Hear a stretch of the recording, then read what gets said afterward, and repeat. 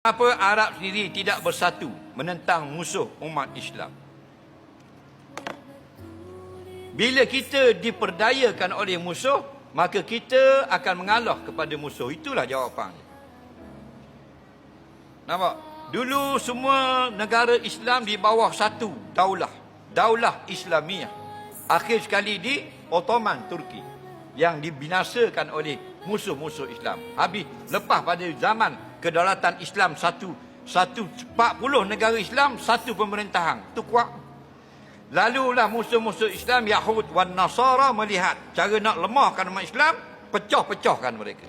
Sekarang jadi masing-masing negara Islam yang kecil-kecil. Oman suku, Yaman suku, Kuwait suku, UAE suku, Qatar suku, Saudi suku, Kuwait suku, Bahrain suku, Iran suku, Iraq suku, Syria suku, Lebanon suku, Jordan suku, Syria suku, Algeria suku, apa lagi, Tunisia suku, Maghribi suku. Betul tak?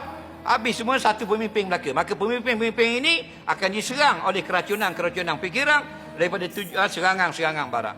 Ada yang tunduk pada Amerika, ada yang tunduk kepada Rusia, ini tunduk kepada ni, ini tunduk kepada ni, untuk senang dikalahkan ataupun dikontrol pergerakan umat Islam. Betul tak? Maka mau baik dengan aku. Tengok sekarang, siapa yang membantu tentera musuh Islam? Arab Saudi, Kuwait, UAE. Padahal dia negara umat Islam. Betul tak? Kenapa? Kerana dunia. Sayangkan dunia, takutkan mati. Nampak?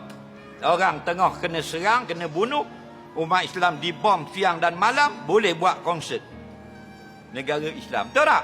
Kenapa? Kenapa? Diperdaya oleh musuh-musuh Islam. Ghazwatul fikri, serangan pemikiran.